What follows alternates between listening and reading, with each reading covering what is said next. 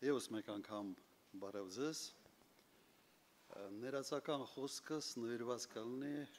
օգոստոսի 8-ին Միացյալ Նահանգներում Սպիտակ տանը կայացած ստորագրությունների եւ այդ փաստաթղթերի շուրջ կարծիքին։ Ուրեմն շատ կոնկրետ փորձեմ ուղղակի մեկնաբանել, թե ինչ են կողմերը ստացել այդ ստորագրված փաստաթղթերից։ Առանց բովանդակության մեջ մտնելը, որովհետև բովանդակության մասին խոսակցություն շատ է եղել։ Նայեք, Միացյալ Նահանգները շատ կոնկրետ ստացել են Միջանցքի վերահսկողություն, ապագայում ձևավորվող Միջանցքի վերահսկողություն, ստացել են Իրանի հետ սահման փաստացի վերահսկողության հնարավորություն Հայաստան-Իրան սահմանը եւ երրորդը դա Նոբելյան մրցանակի ներկայացումն է Միացյալ Նահանգների նախագահին։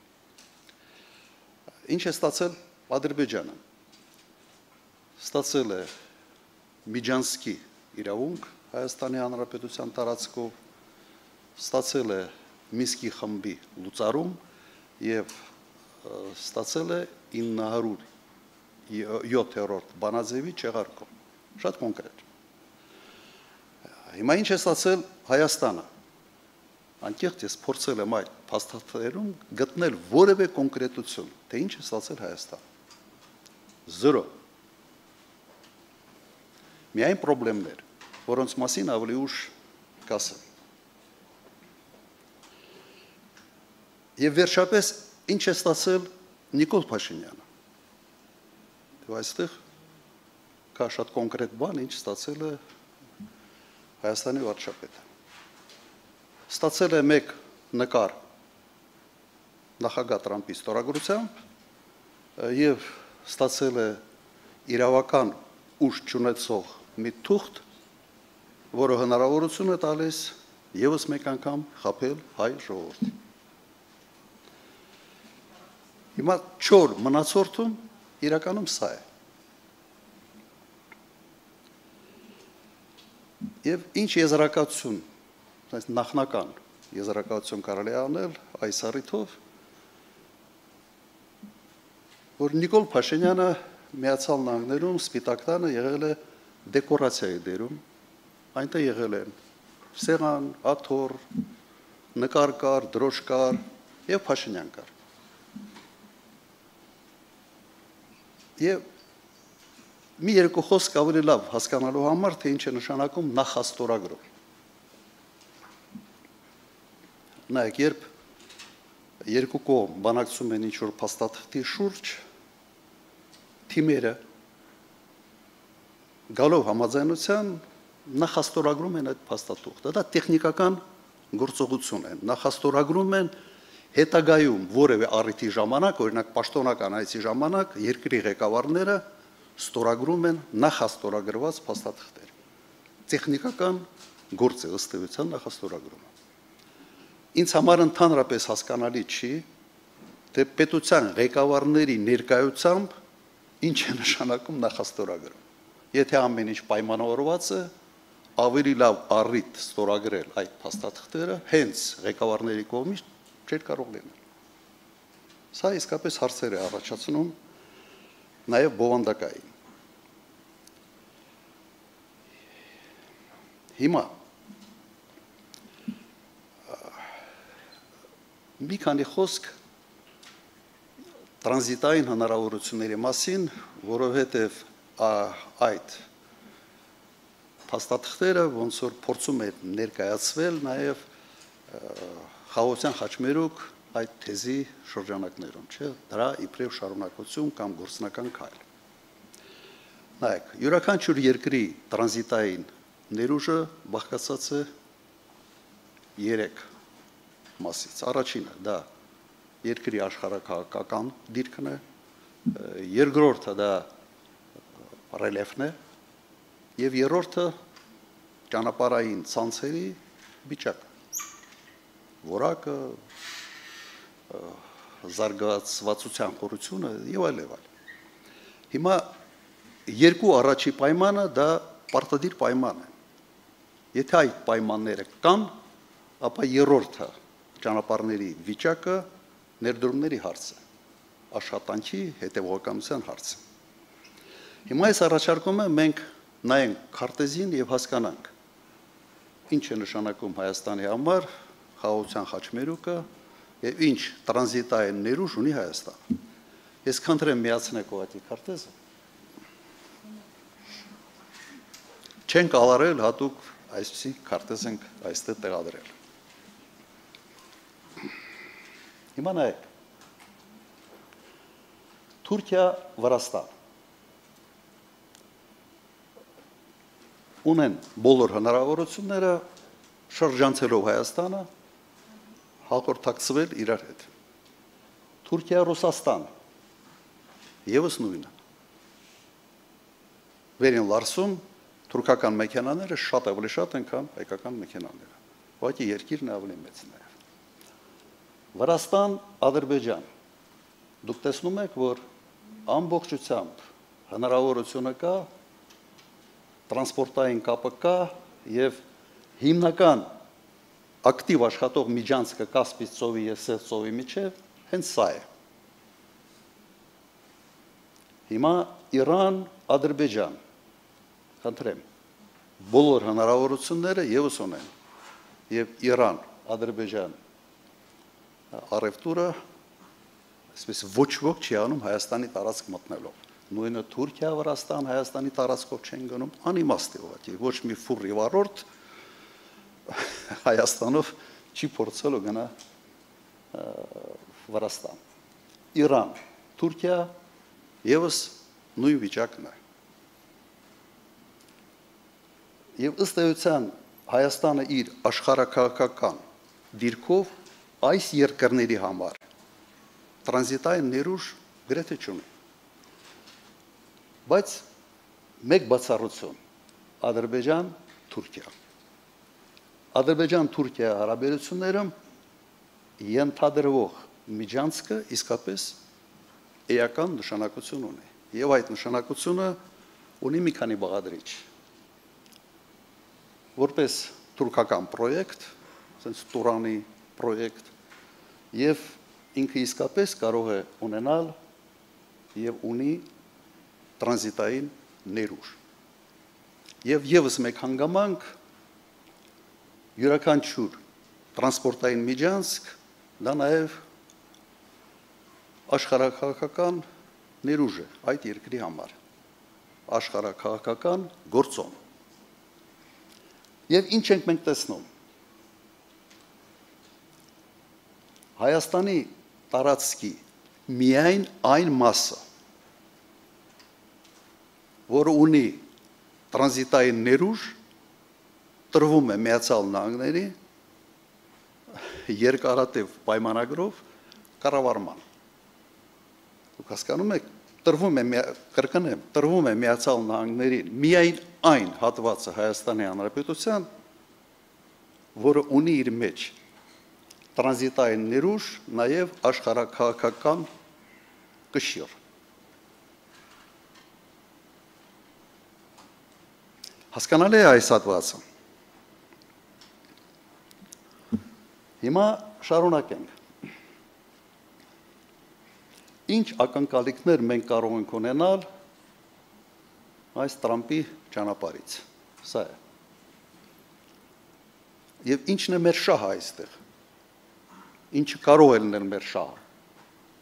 Առաջինը, եթե երասխ, ջուլֆա, Իրան երկաթուղին սկսի աշխատել։ Մենք կստանանք երկաթուղային կապ Իրանի հետ։ Եվ եթե երկաթուղի կապը նաև դեպի Ռուսաստան, Ադրբեջանի տարածքով։ Այդ երկու գործոնն են միայն հետաքրքիր Հայաստանի Հանրապետության համար։ Եթե այս երկու բանը Հայաստանը չի ստանում, ամբողջ պրոյեկտը անիմաստ եւ վտանգավոր պրոյեկտ է Հայաստանի Հանրապետության համար։ Հիմա նայեք, ինչ կարգի ռիսկեր այստեղ կան։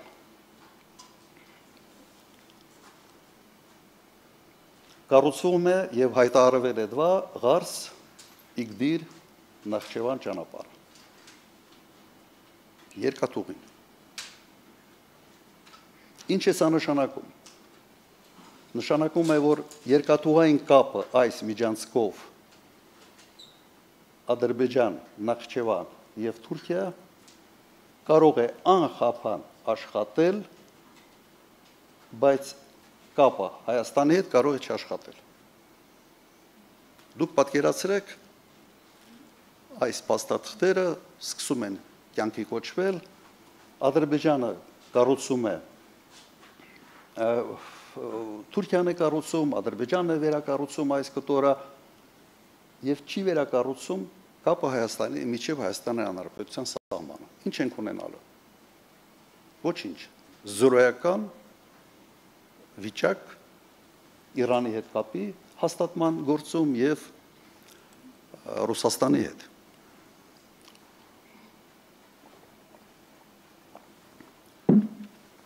Կարող է այս վիճակում, եթե նման ռիսկը իրականություն դառնա, կարող ենք մենք ինչ-որ ձևի ստիպել Միացյալ Նահանգներին, որը կառավարող է լինելու Տրամպի ճանապարհի մեղրիով, կարող ենք մենք իրենց ստիպել։ Խիստ կասկածում եմ։ Շատ խիստ կասկածում եմ, որովհետև պայմանագիրը շատ հստակ իրավունքներ է սահմանելու այն ընկերության նկատմամբ, որը վերահսկելու է այդ միջանցքը։ Հիմա ինչ էր կարելի այստեղ անել։ Ես կփորձեմ, որովհետև լրագրողները նաև սիրում են, թե չէ հարց տալ, իսկ դուք ինչ կանեիք։ Այդ հարցը ասենց մշտական հնչող հարց է։ Ինչ էր կարող անել Հայաստանը։ Կարող էր պնդել, որ Տրամպի ճանապարհը լինի ոչ թե 42 կիլոմետրանոց, այլ լինի առնվազն 4-5 անգամ ավելի երկար, մինչև Երասխը։ Եվ այդ դեպքում նույն պայմաններով կողմերի համար այդ դեպքում պատասխանատվությունը կլիներ հենց Միացյալ Նահանգների վրա այդ միջանցքի, այդ ամբողջ ճանապարհի անխափան աշխատանքի։ Հեշտ էր սրան հասնել, այո հեշտ էր, որովհետև Միացյալ Նահանգների շահը այստեղ ակնհայտ երևում է։ Նախագահ Տրամպին կասվեր, գիտեք, ինչ է նշանակում 43 կիլոմետր։ Տրամպը սիրում է ամեն ինչ ավելի մեծ, այսպես խոշոր, ավելի տպավորիչ պրոյեկտներ, մենք առաջարկում ենք ավելի մեծ պրոյեկտ, ավելի հետաքրքիր,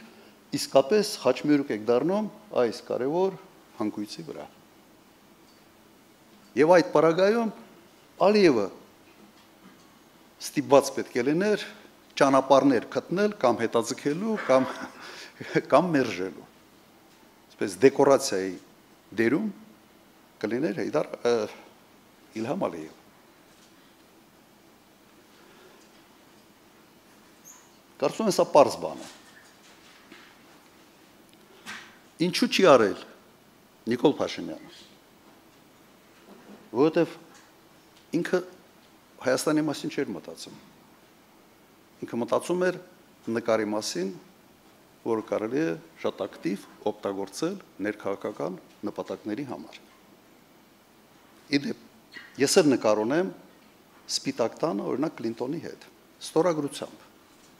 բայց այդ նկարի դիմաց ոչ մի բան չեմ տվել։ Սա ուղղակի պրոտոկոլային նկարներ են, անում են բոլորի հետ եւ դրա դիմաց պարտադիր չէր քո տարածքի տրանզիտային առումով ամենից գրավիչ կտորը կառավարման հասնել այլ երկրի ընկերության։ Հիմա ինչ է կարելի անել հիմա։ Ես համոզված եմ, որ կա երկու տարբերակ։ Առաջի տարբերակը փորձել այնուամենայնիվ մեծացնել այս պրոյեկտը Միացյալ Նահանգների հետ։ Փորձել մեծացնել, առաջարկել, որովհետև Միացյալ Նահանգների հետաքրքրություն այստեղ ակնհայտ է։ Այն դեպքում, երբ պրոյեկտի այսպես մեծացումը չի հաջողվում, որովհետև կարծում եմ Ալիևը մերժելով է սա, եւ սա ցույց է տալու, որ ինքը շատ գրգռված չի, որ նաեւ Հայաստանը եւ կստանա դեպի Իրան, ուրեմն երկրորդ տարբերակը եւս շատ պարզ է։ Շնորհակալություն հայտնել Միացյալ Նահանգներին, ասել ես ինչ լավ գաղափար է, բայց այդ ճանապարհը, այս կտորը կկառուցենք մենք, Հայաստանի Հանրապետությունը։ Ճանապարհի անունը կմնա Տրամպի ուղի եւ այլ, բայց կոնտրոլի հարցը կմնա Հայաստանի Հանրապետության։ Եվ սա եւս կուլուցի մեկ կարևոր հարց։ Նայեք, Իրանը ունի սահմաններ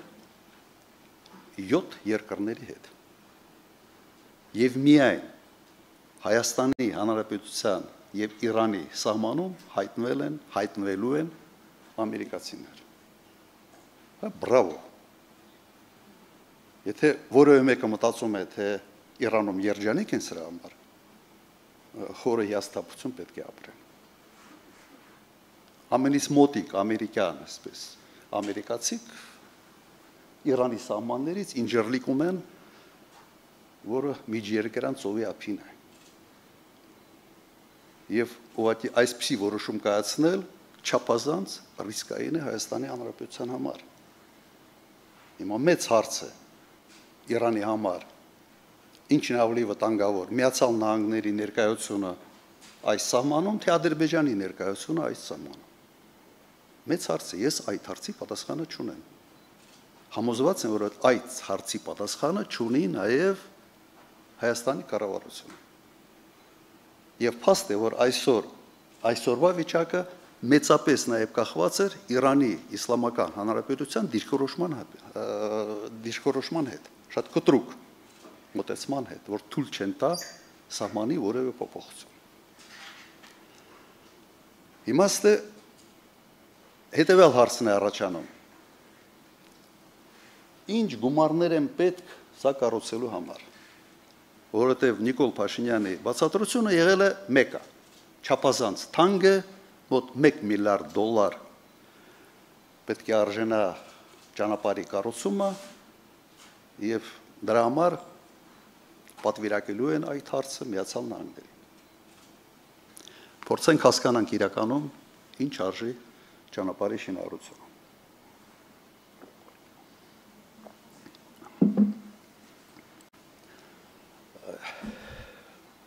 17 թվականին մենք Հայաստանի համահայկական հիմնադրամը կառուցել է Վարդենիս Մարտակերտ ճանապարհը։ Ընդհանրապես այստեղ 114 կիլոմետր երկարությամբ։ Ինչքան փող է ծախսվել ձեր կարծիքով։ 17 միլիարդ դրամ, որի մի զգալի մասը կառուցվել է շատ ավելի բարդ տեղանքում, շատ ավելի բարդ եւ գրեթե զրոյից։ 17 միլիարդ դրամ մոտ $40 միլիոն։ 1 կիլոմետրը մոտավորապես $400,000։ Մի քանի տարի անցել է, դրան գումարենք սղաճը, արժեզրկումը, գումարների եւ մենք հաշվենք $500,000։ Դրան գումարենք ավելի լայն ճանապարհ, ավելի լավ, ավելի սիրուն, ներառենք նաև ԿՊ-ի օդկատները, որոնց մասին ուղղակի բոլորն են այսօր խոսում, թող այդ ճանապարհը 1 կիլոմետրը լինի $1 միլիոն։ $43 միլիոն կարելի է կառուցել ավտոճանապարհ, երկաթուղային ճանապարհը կա, ուղղակի չկա ռելսերը եւ շպալները, եւս $43 միլիոն։ Հայաստանի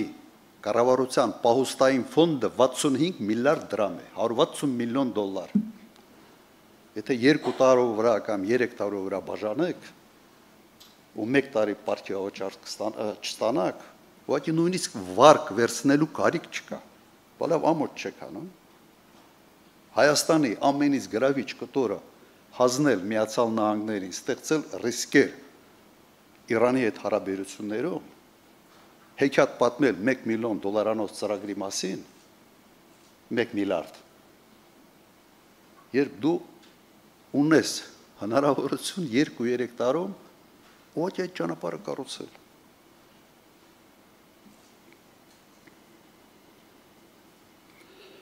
Հիմա մի քանի խոսք այդ Միջանցքի իրական կարևորության մասին։ Միջանցքը ունի իսկապես տրանզիտային ներուժ։ Այստեղ երկու կարծիք չի կարող լինել։ Բայց այդ տրանզիտային ներուժը մի քիչ չափազանցված է։ Ասում են նաև կենտրոնական Ասիայի գազի, նավթի հնարավոր արտահանումները դեպի Եվրոպա։ Նայեք, թուրքմենական գազը ամբողջությամբ գնվում է Չինաստանի կողմից 2009-14 թվականներին կառուցվել են շատ հզոր գազատարներ, ուղղակի այդ գազը չկա։ Այդ նավթն էլ չկա, որտեղ հասարակական նավթը շատ մեծ հաջողությամբ արտահայտվում է Ռուսաստանի տարածքով, Նավառոսիայով դեպի Եվրոպա։ Չկան այդ պաշարները։ Գործող նավթամուղը Բաքու-Ջեյխան մոտավորապես 65-70%-ով է ծանրաբեռված հիմա։ Ավելի իրատեսականը հետևյալը։ Այս ճանապարհը իսկապես հետաքրքիր է Թուրքիայի համար իր աշխարհաքաղաքական պրոյեկտի տեսանկյունից։ Կապը Ադրբեջանի հետ, կապը Կենտրոնական Ասիայի հետ։ Ադրբեջանի համար չափազանց կարևոր է կապը Նախիջևանի հետ, կապը Թուրքիայի հետ։ Սա մեկ հանգամանք եւ այս ճանապարհը ավելի ճիշտ ոչ թե այս ճանապարհը, այլ ամերիկացիների վերահսկողության տակ գտնվող այդ միջանցքը չափազանց հետաքրքիր է նաեւ Իսրայելի համար։ Իրանի հետ իրենց ասած երկարատև ծրագրերի իրականացման գործում։ Հիմա ինչ կարգի շահ, բացի այս վերջին նշվածից ունեն Միացյալ Նահանգները այստեղ։ Կենսական, տնտեսական շահեր Միացյալ Նահանգները այս տարածաշրջանում ուղղակի չունեն։ Դուք կարող եք նայել թվերը, առևտրի չկան ուղղակի, չի երևում։ Ավելին, Միացյալ Նահանգները որդեգրել են շատ հստակ քաղաքականություն, զսպել Չինաստանին։ Երկու կուսակցության կողմից սա, այսպես ասենք, ընդունված քաղաքականության գիծ է, շատ հստակ։ Ալիևը հայտարարում է նաև Չինաստանում, որ այս միջանցքը չափազանց կարևոր է լինելու հենց Չինաստան-Եվրոպա առևտրի զարգացման գործում։ Հիմա այդ կոչված սրեդիննի կորիդոր են ասում, միջին այդ սենց է գնում, շատ հավանական է, որ մի կտորներ, այսպես ասենք, մի մասը ապրանքների կուղղեն այս միջանցքով։ Եվ այստեղ չի բռնում Միացյալ Նահանգների շահը զսպել Չինաստանին եւ Միացյալ Նահանգների շահը, այսպես կառուցել միջանցք, որը հիմնականում ծառայելու է չինական ապրանքների արտահանման գործին։ Այստեղ եւս հարցեր է առաջանում եւ այդ հարցերը որոշակի եզրակացություններ է բերում, թե իրական նպատակը այս ճանապարհում Միացյալ Նահանգների հայտնվելը ինչի համար է։ Հիմա գիտեք, մի վիճակ է ստեղծվել, երբ չափազանց կարևոր գործոններ ուղղակի Հայաստանի Հանրապետությունը բաժանում է, Արցախը տանք Ալիևին, ինչ ուզում է Էրդողանը տանք, Ալիևը տանք, բան ասելու Մակրոնը ինչ ուզում է տանք, Թրամփը ինչ ուզում է տանք, Հայաստանի հաշվին մայր Տերեզա է աշխատում այս մարդը։ Տպավորությունը սա է։ Բարեբախտաբար աղջիկ չի ծնվել, ազգային խայտառակություն կլներ։